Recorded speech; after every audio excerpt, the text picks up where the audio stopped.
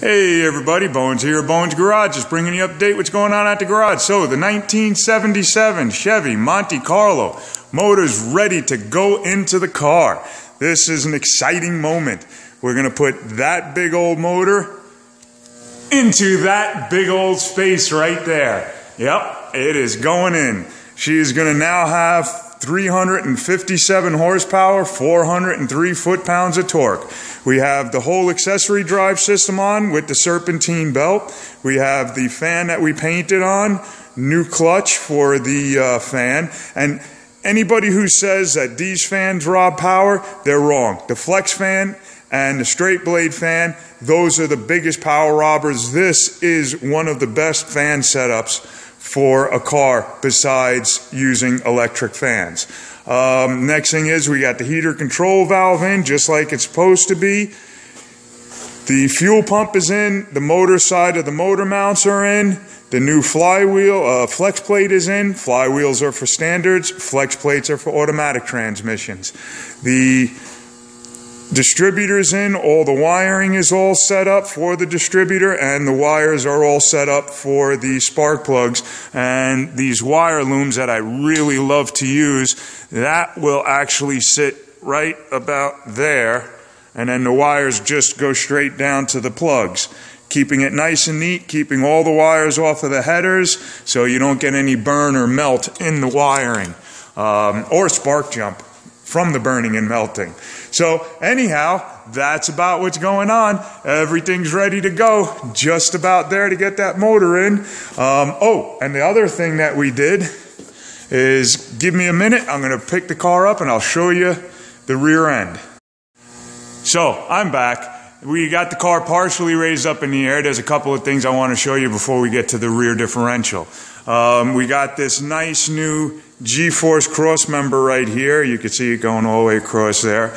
It's a really nice cross member for the transmission to go under the car. It gives you the nice cutouts right there and right there for a dual exhaust system, where the old transmission cross member only had one cutout for a single exhaust system. So this is a really nice piece that we're going to be putting in there. As you can see, nice heavy tube construction, nice heavy half-inch piece of steel there. So it will keep the car from bending quite as much, and it will work really nice. The next thing I wanted to show you, those are the old brake parts. Those are the old shoes, and you can see where oil was leaking in to the drum area from right over here. This is your rear axle. This seal here, the seal had gone bad. The gear oil from inside the differential was leaking through here, coming down right here, coming down, hitting the drum, and then it was being carried by the drum through the shoes. So that's how come these shoes have so much oil on them. You can see even right here, all that oil that just came off of that shoe. See all that oil? So actually these shoes really weren't doing much of anything. They were just basically there. And as you can also see, we tape, as we're working on them, we just take some blue tape, masking tape, and cover up our shoe surfaces to keep any oil that get on our hands from entering into the brake pads, the brake shoes. Actually, if it gets on there, it seeps into the brake shoe, and then as you heat it up, it comes out of the brake shoe, hits the drum, and causes the rear brake shoes not to work as well. You can also see we put in all new springs, new wheel cylinder, new adjusters, a new adjuster rods and keepers and springs, and all the other fun stuff that goes on to the rear drums.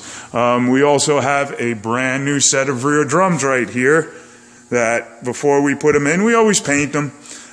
So this way it keeps the rust down, and when you're looking through the holes in the rim, you don't see all of that rust in the drum or on the drum like those are. So it makes for a much nicer finish.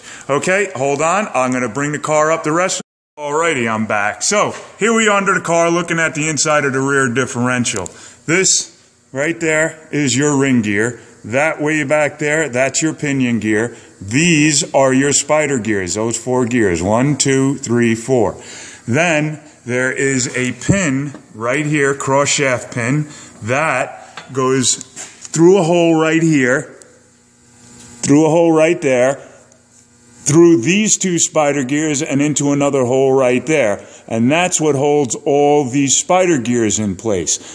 That also holds the C-clips, which are these, and these C-clips go on the end of the axle shaft right there, just like that.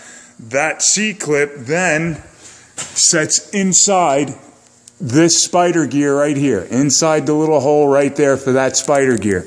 That's where that C-clip sits. And the C-clip is held in by that spider gear. And when you go to take this C-clip off of the axle, so you can get the axle out, so you can change the seal that goes on the that seal right here, that goes on the outside behind the drum to keep all the oil from leaking, you have to actually push this axle in, but the only way to get the axle in is to pull this pin out. This pin here is your cross shaft keeper pin.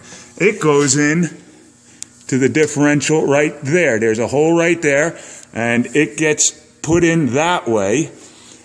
It goes in to that hole right there, and then you thread it into the carrier, which this right here is your carrier. Carrier carries the ring gear and the spider gears, and also has a spline inside it right there that your axles sit in.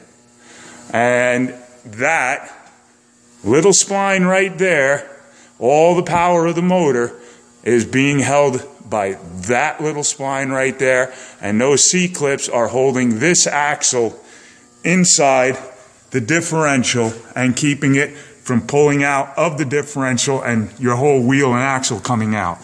So what happened was this pin right here broke right about there inside the differential carrier.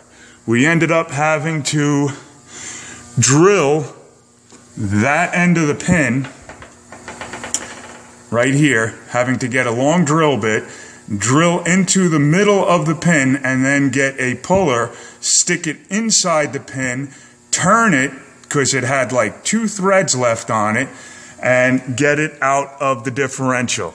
And I could tell you that took a good part of the day to get all that done and get that thing out of there, and then get that cross shaft pin out. So that is what happened the other day when I was telling you we were having a little bit of a problem getting the axles out so we can change the seals over there. And all that just to change these seals and stop the oil from leaking out to getting on your brakes.